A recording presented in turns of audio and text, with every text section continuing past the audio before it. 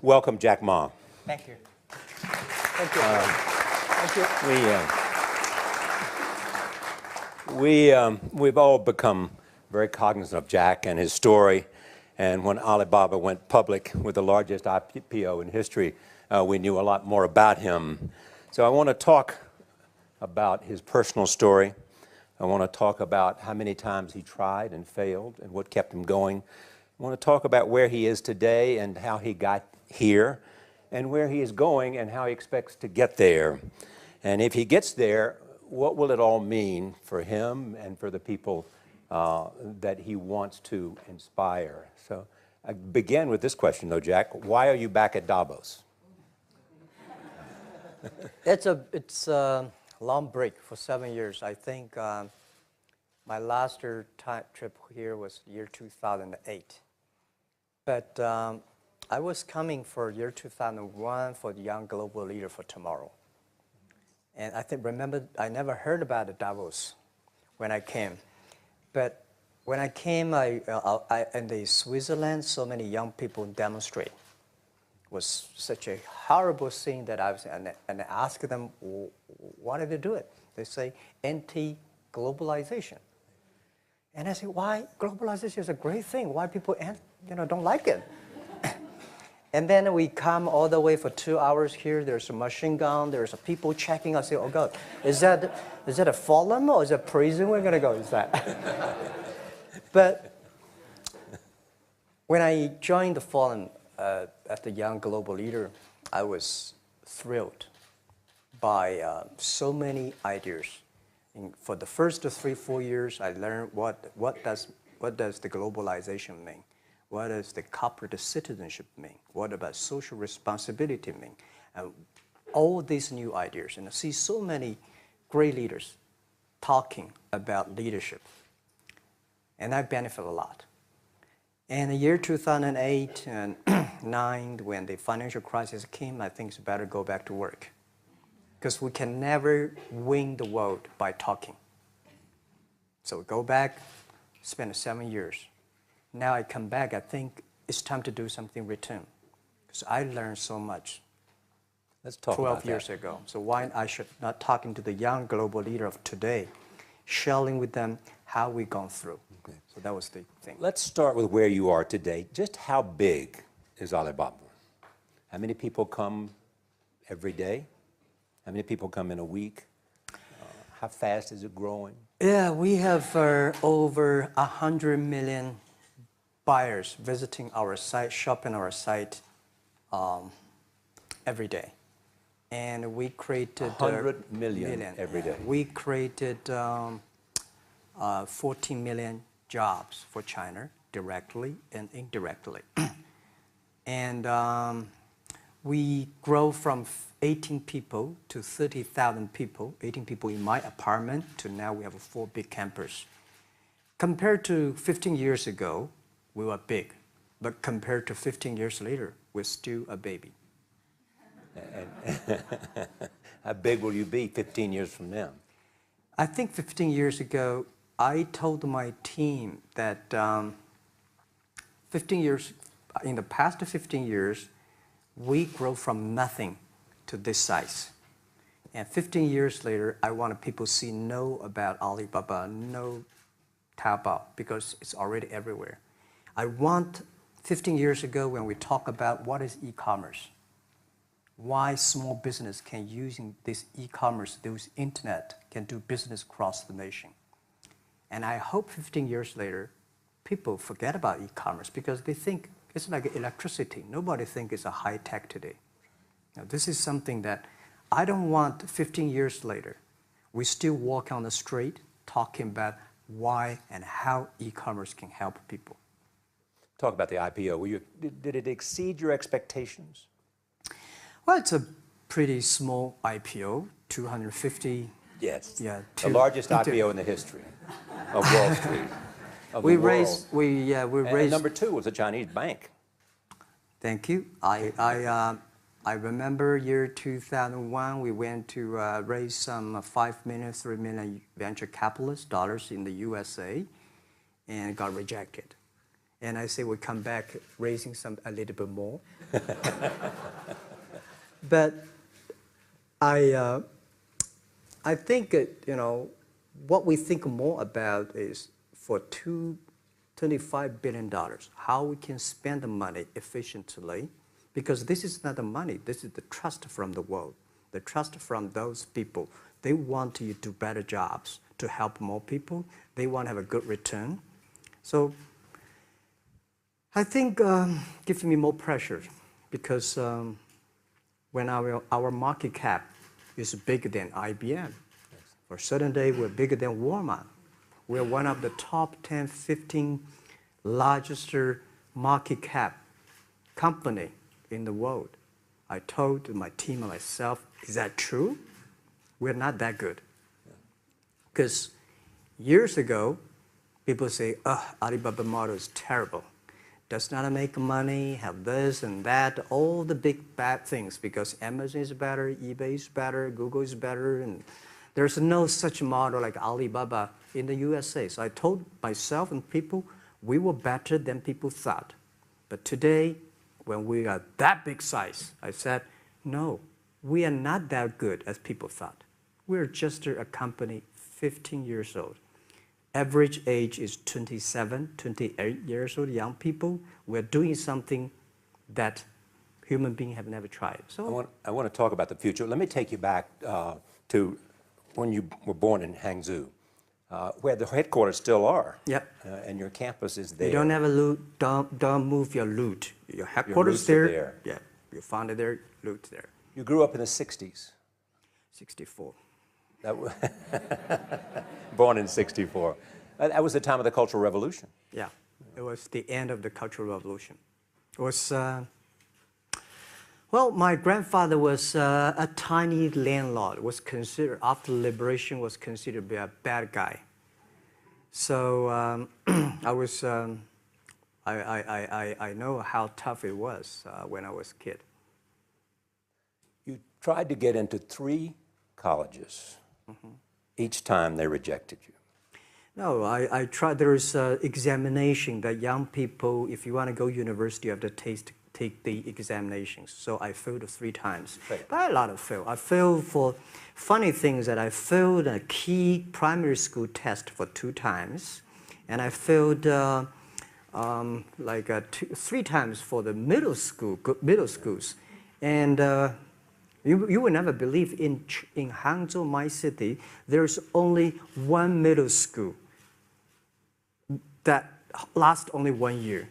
It was changed from primary school to middle school because our graduates of our school, no middle school accept us because we were too bad.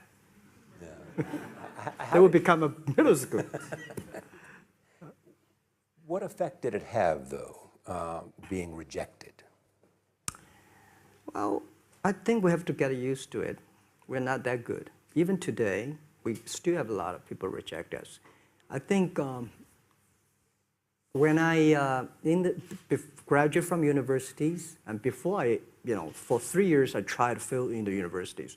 So I applied jobs for 30 times, got rejected. I went for a police. They said, no, you're not good. I went to even the KFC. When KFC came to China, come to my city, 24 people went for the job. Yeah. 23 people were accepted. I was the only one guy. And we went for police. 5 people, 4 of them accepted. I was the only guy that I received it. So to me, being turned down, rejected. Oh, by the way, I told you that I applied for Harvard for 10 times, rejected. I know I'll be rejected. I just don't want to say that. Yeah, sorry now. 10 times you wrote them and said, I'd like to come to Harvard. Yeah. And then I told myself, someday I should go teach there, baby. I think that can be arranged. Richard Nixon came to Hangzhou. Yeah. And after that, tourists flooded the place. Yeah. And that's how you learned English. Yeah. I really like I don't know why at 12, 13 years old, that time I suddenly fell in love into the language, the English. And there's no place you can learn English at that time. There's no books, English books. So I went to the Hangzhou Hotel, now called Hangzhou Shangri-La Hotel, because that was the hotel can receive the foreign visitors. So every morning for 9 years, I showed them around as a free guide, and they taught me English. And I think that changed me. Today, I'm a 100% made in China. I've never got a one-day train outside China. Yeah. And when people talk to me, say, Jack, how can you speak English like that? Why sometimes you talk like an Western guys? I think that was the 9 years. These Western tourists opened my mind because everything they told me are so different from the things I learned from the schools and from my parents. So now I have a habit. Whatever I see, whatever I read, I use my mind. Think about for 2 minutes. Is that how Ma Jun became Jack Ma? Actually, Jack, the name was given by a lady in tennis. She's a tourist. She came here and she said, came to Hangzhou. We become a pen friends. Ma Ring is so difficult to pronounce. So she said, do you have an English name? I said, don't. So can you give me an English name? She said, okay. She said, my father called it Jack. My husband called Jack. What do you think about Jack? I said, good. So I've been using that for that many years. Yeah. First visit to America, 1995? 1995, yeah. I come here for a project helping the local government to building up a highway. And you tried the internet. I tried the internet in Seattle. And in a building called the USA Bank. I don't know whether the USA Bank is still there or not, but it's a building. And my friend opened a small office, which is like only 10% bigger than this room. And there are a lot of computers in there. And he said, Jack, this is internet. I asked, what is internet? He said, search whatever you want. At that time, they used Mosaic, very slow, right? Yeah. And I said, I don't use it. I don't want to type because computer is so expensive in China. If I destroy it, yes, I cannot pay. He said, just to search it. So I searched the first word, beer. I don't know why, because it's easy to spell, baby. And I see beers from Germany, beers from USA, beers from Japan, but there's no beer from China. And I say, okay, type the second word is China. No data. Nothing. Nothing. And I 1995. 1995. No data about China. So I talked to my friend, why not make something about China? So we made a small, very ugly looking page called China. It's something like I did a translation agency, we listed on there. It was so shocking. We launched at 9:40 in the morning. 12:30, I got a phone call from my friend. He said, Jack, you got 5 emails. I said, what is email? And they say, these are the things. So people are so excited. Where are you? This is the first time I see a Chinese website on that. How can we can we do something together? So I think this is something interesting. So we should do it. Why did you call it Alibaba? Alibaba? Well, when I started, I think internet is global. We should have a global name. And a name that, interesting, like at that time, the best name is Yahoo. Right? So I've been thinking for many days, suddenly thinking Alibaba is a good name. So I happened to be in San Francisco that day. And I did have a lunch, and the waitress came. I asked her, do you know about Alibaba? She said, yes. I said, what is Alibaba? She said, Open Sesame. Good. So I went on the street, asked about 10, 20 people. They all know about Alibaba, 40 Thieves, and Open Sesame. And I think this is a good name. And start with A. Whatever you talk about, Alibaba is always top. You have said before that in creating Alibaba, you had to create trust. Yep. Because people in China were used to face-to-face. Yeah. How did you create trust? I think because we started doing business on the internet. I don't know you, you don't know me. So how can you do things online unless you have trust? So for e-commerce, the most important thing was trust. I think when I first went to USA for raising money, talk to the venture capitalists, a lot of people say, oh, Jack, no. China doing business by the guanxi. How can you do business on internet? And I know that without the trust system, the credit system, it's impossible to do business. So in the past 14 years, everything we do is trying to build up the trust system, the record system. Well, Charlie, you know, I'm so proud today when I talk to the young. Today in China and in the world, people don't trust each other. The government and people and media and everybody think, this guy's cheating. But because of e-commerce, we finish 60 million transactions every day. People don't know each other. I don't know you, I send products to you. You don't know me, you wire the money to me. And I don't know you, I give a person a package, I don't know him. He took something to cross the ocean, cross the river, and send. This is the trust. We have at least 60 million trust happening every day.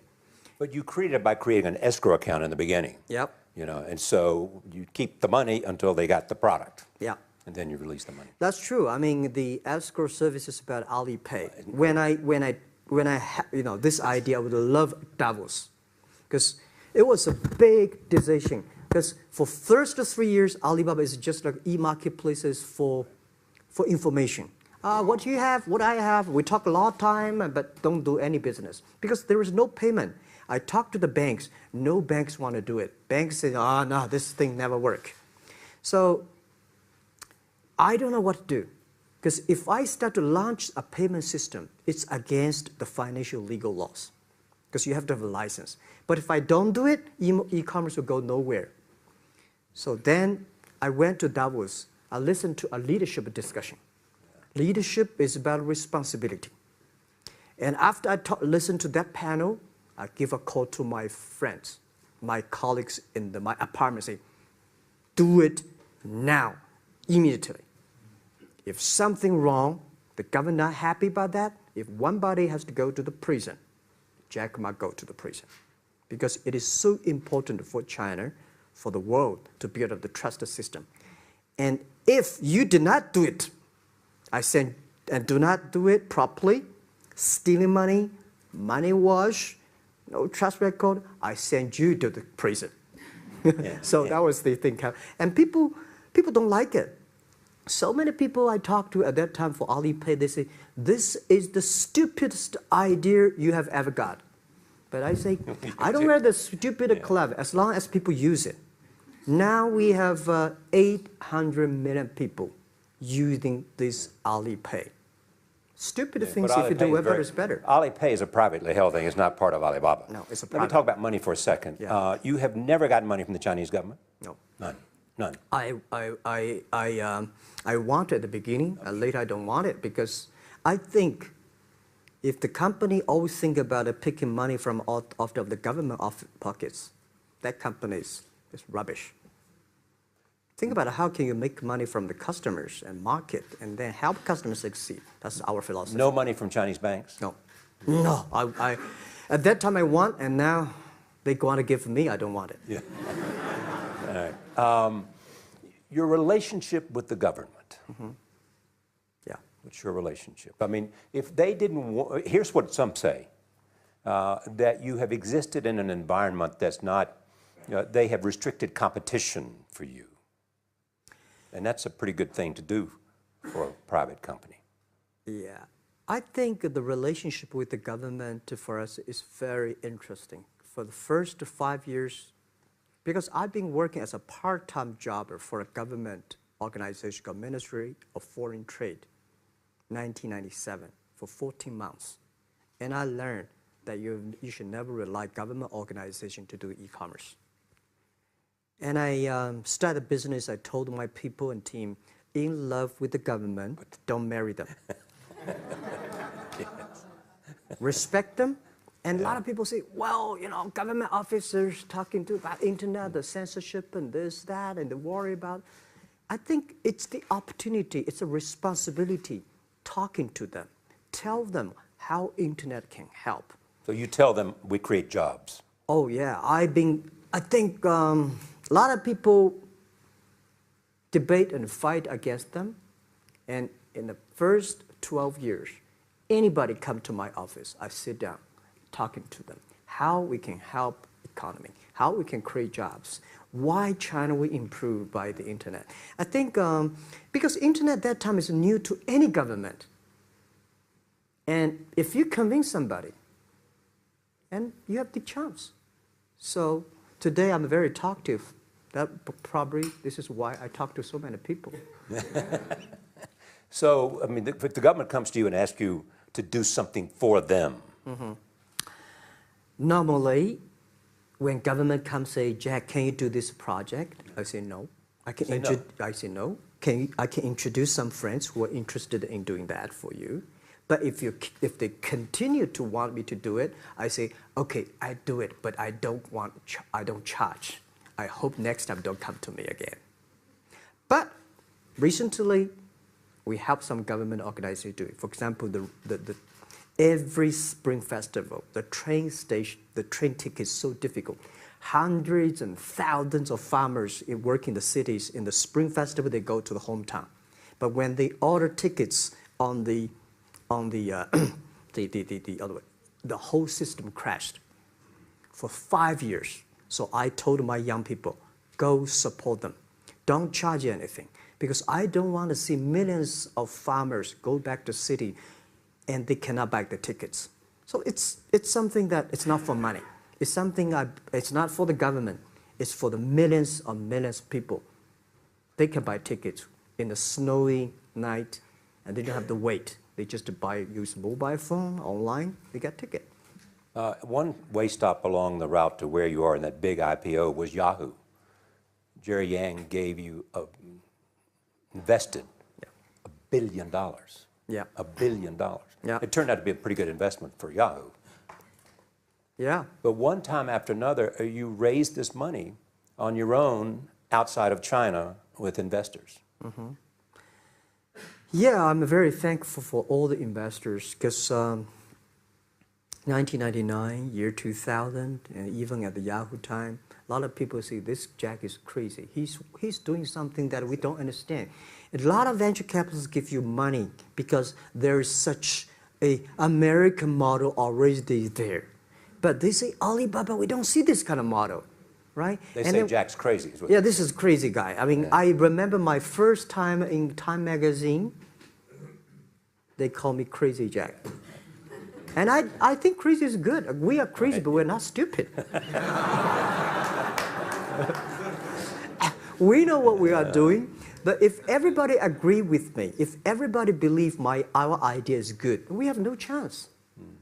So that's the money we raised, we're very thankful. So when our investors make a lot of money, I feel proud and honored. As you know, in the United States, issues have risen about privacy. Yeah. Google and Apple, and questions of whether the government should have access to files. How do you handle that if the Chinese government says you know a lot about people? Mm-hmm. You have transactional relationships with lots of people. Mm-hmm. And they say, we want to see your files. Well, so far, I don't have this kind of problems from Chinese government. And I told them, any government, if you come here for the national security, anti-terrorist, well, anywhere, anti-terrorist, we work together. It's a criminal, we work. But rest of that, no. I said, we are a business. The data is so precious because we don't know how. Because if we give to anybody, it's going to be a disaster. And also about privacy issues. I think, just like hundreds of years ago, people say, I would rather put money under my pillow rather than put in the banks. But today, banks, they're special. They know how to protect money much better than you do. Privacy issues, all these kind of securities, today, we may not have the solutions. We don't have the answer. But I believe our young people have the solutions. In the next 10, 20 years, there will be breakthrough on that. And I'm fully confident on that. Your life is a testament to the idea that nothing is impossible. That if somebody says no, you say it's just the beginning. Where does that come from? Well, at the beginning, I never thought, I thought when I was young, I said, everything's possible. Now I know not everything's possible.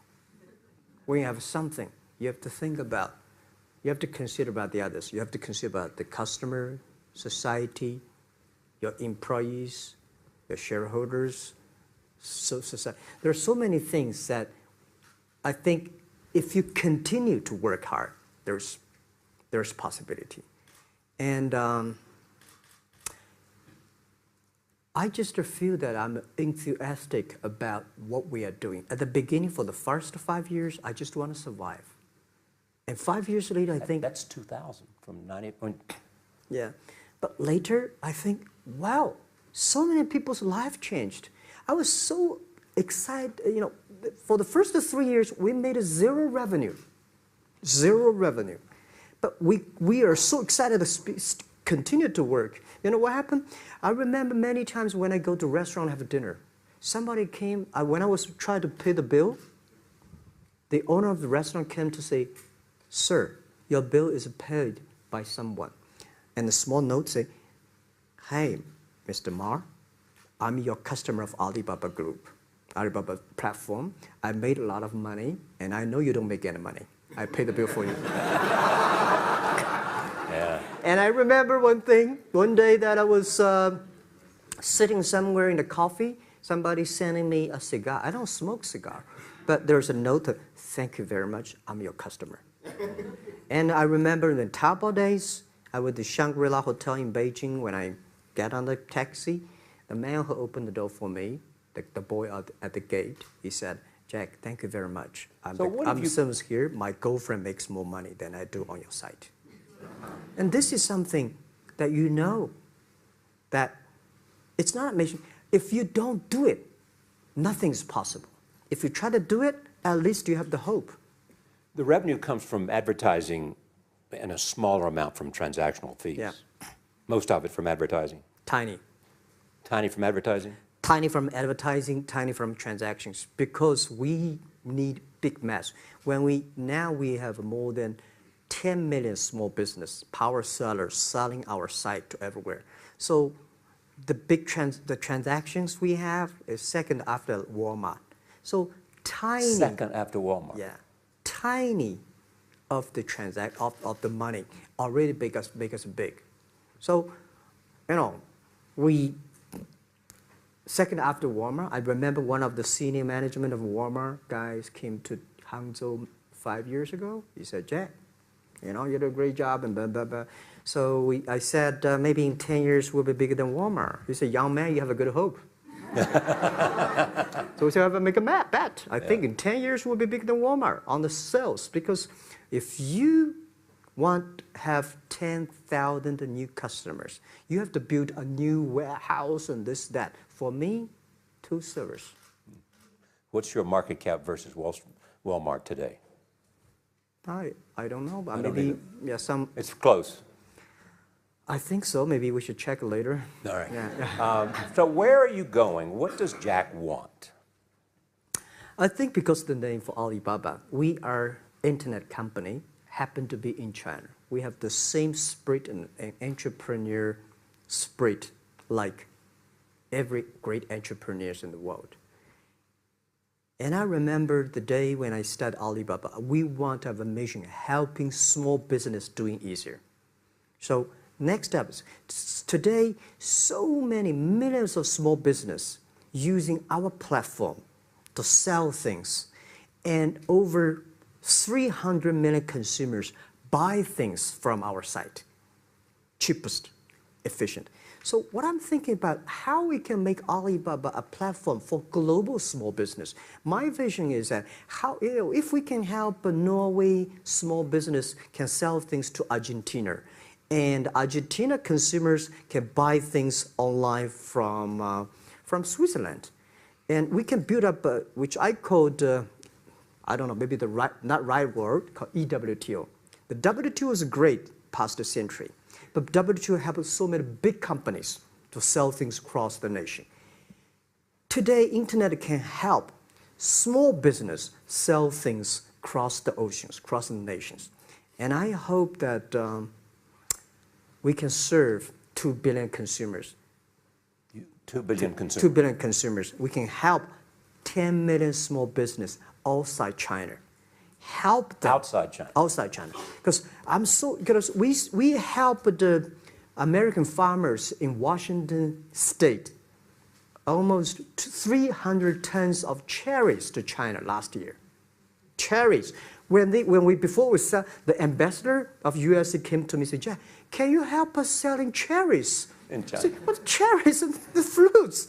He said, why not? I said, why not? Let's try. So that when we start to sell cherries, the cherries still on the trees. So we start a pre-order, 80,000 families order cherries online. So we pick up the cherries and ship into China. Within 48 hours, we sell the cherries. The consumers are so happy. But we got a lot of letters complaint after 3 days. They say, why only 100 tons? Why we should not get more? So we sell, 2 months ago, we helped the Costco.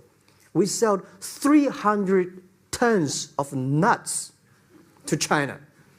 So I'm thinking about if we can sell, we're also selling Alaska seafood to China. So if we can sell seafood, if we can sell the cherries, why we cannot help American and European small business selling things to China consumers? China needs that. So this is what I want to do is that 2 billion consumers, China, Asia, developing nations, how we can let them buy things globally. Alibaba rode with the millions of people that went from poverty to the middle class in China. I mean, you were right there growing as they grew and increased. When you look at the international markets, you're doing well in Russia? Yeah. How well?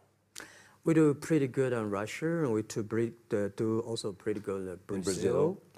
Russia, I think now I don't know, we are if not the number 1, we're the number 2 or number 3 largest.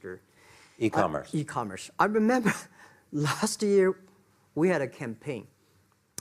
The campaign is that a lot of Russian girls and boys want to buy things from China. You know how many days a Russian girl placed an order and received the products from China? 2 years ago, 4 months. Even that, people are so happy about all the things. And last year, the campaign, within 1 week, we crashed the whole logistics system of Russia. All right. You were also seen in Hollywood. Yeah. What are you doing in Hollywood? Well, I like the Hollywood innovation at the digital background. I learned so much about the Hollywood movies, especially the Forrest Gump. You love Forrest Gump. I love Forrest Gump. Well, why do you like him? Simple. Never give up. Never give up. People thinking he's dumb, but he knows what he's doing. And I was very depressed the day, year 2002 or 3 in the States, when a bit earlier than that. I was very depressed when I could not find out a way for the internet. And then I watched the movie in my friend's home, Forrest Gump. When I see him, I think, this is the guy we should learn from. Believe what you're doing, love it, whether people like it, don't like it, be simple. And like the word, life is like a box of chocolate. You never know what you can get, right? I never know I would be here talking to you and talking to Charlie Rose. I never know. But today I made it. I told my people in my apartment 15 years ago, guys, we have to work hard, not for ourselves. If we can be successful, 80% of the young people in China can be successful. We don't have a rich father, powerful uncle. We don't have $1 from bank, 1 cent from government. Just work as a team. So what do you worry about?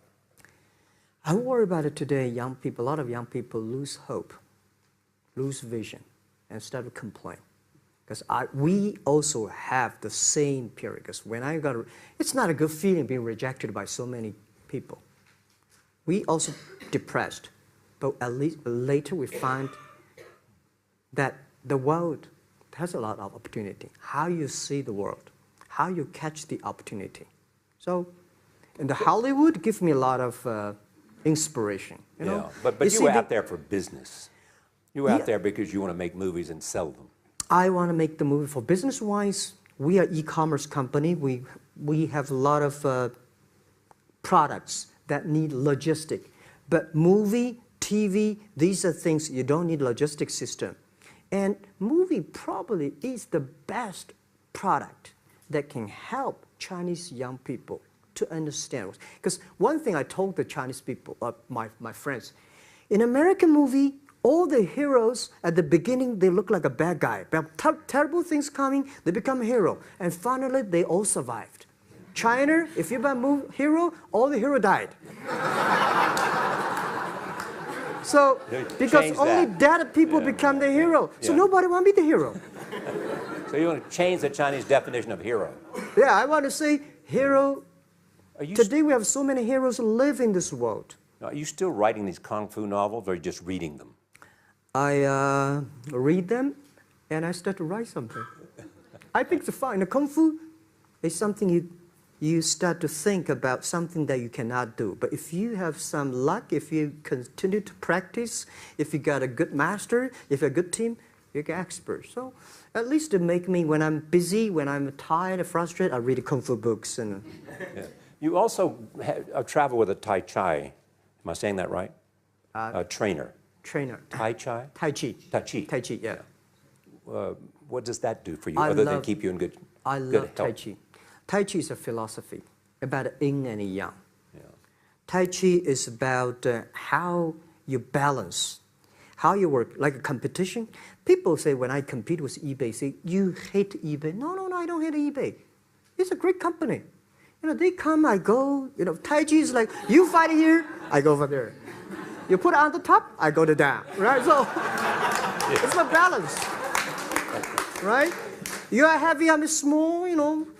When I'm small, I can jump. You're heavy, you cannot jump. So the Tai Chi is about a philosophy. I use in Tai Chi philosophy in the business. Calm down. There's always way out. And keep yourself balanced. And meanwhile, don't try to, because business is a competition is a fun. Business is not like a battlefield. You die or I win. Business, even if you die, I may not win.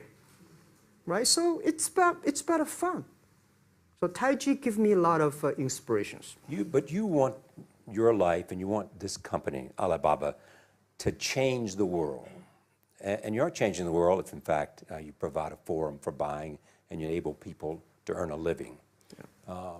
But also, you believe that Alibaba ought to change the lives of women. So what are you doing? First, I think many years ago, I want to change the world. Now, I think if we want to change the world, we change ourselves. Change ourselves is more important and easier than change the world. And second is that I want to improve the world. Because to change the world may be Obama's job. Because my job is to making sure that my team are happy. Because my team are happy, they can make my customer happy. If my customer, they are all small business. When they're happy, we are happy. About women, one of the secret source for Alibaba's success is that we have a lot of women. What percentage of women among Alibaba one day employees? Before, I think 2 or 3 months before we IPO, there's American journalist come to our company. She asked me a question. Jack, I've seen so many women in your company. I say, what's wrong? We have later we find that we have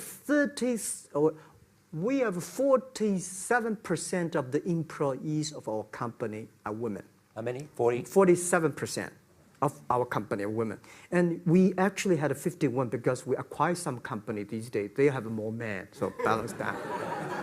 But these are women in top-level positions? 33% of the management are women. And 24% of the senior management, very top level, are women. We have a women CEO, CFO, CPO, Chief People Officer, and we have everywhere. And I think so comfortable to working with them because women, in this world, if you want to win in 21st century, you have to making sure that making other people powerful, empower others, making sure the other people better than you are, then you will be successful. So I find the women, they think about the others more than they think about themselves. Right. Yeah, women think about the kids, husband, parents, much more than the man. And the user-friendliness. A couple of things I want to talk about before we go, because we have less than a couple of minutes.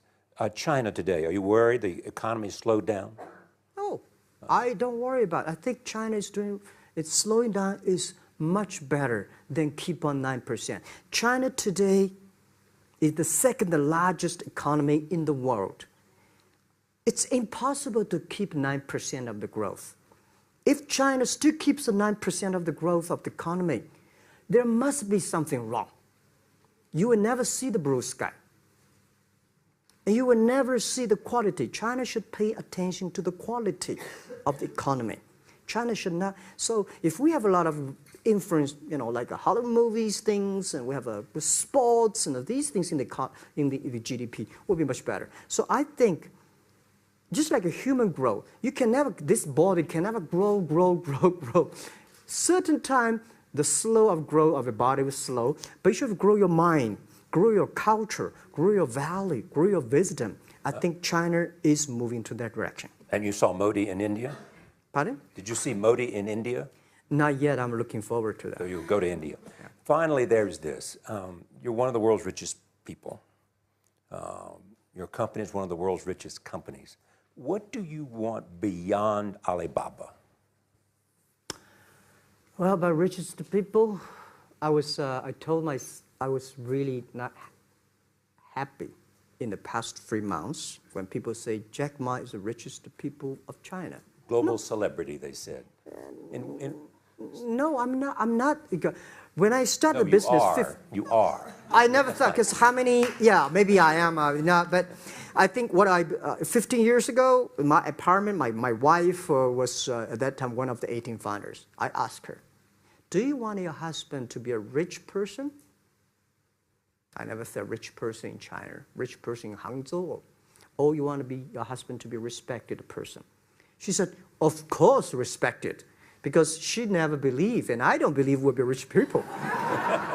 We just want to survive. But I believe when you have $1 million, that's your money. When you have $20 million, you start to have a problem. You worry about inflation, which stock to buy and this, that, had to come. When you have $1 billion, that's not your money. That's the trust society gives on you. They believe you can manage the money, use the money better than the government and the others. So I think today, I have the resources, do more things. With the money we have, with the influence we have, we should spend more time on the young people. And I would say, someday I'll go back to teach, go back to school, spend time with the young people, and sharing with them what I done. So the money is not mine. I just happily and having these resources, then I want to do a better job. Just tell them your story. Yeah, tell them the story and tell them that if Jack, I don't think in this world there are a lot of people be rejected more than 30 times. If we, the only thing we never give up, the only thing we're like a Forrest Gump, we keep on fight, we keep on change ourselves. We don't complain. Whether you were successful or not successful, I find that people, when they finish the job, if they make the mistake, if they fail, if they always complain the others, this guy will never come back. If the guy only check himself, yeah, something wrong with me here, something wrong with me there, this guy has a hope. Jack, on behalf of everybody in this audience and a television audience around the world, thank you for taking your time to be with us. Thank you.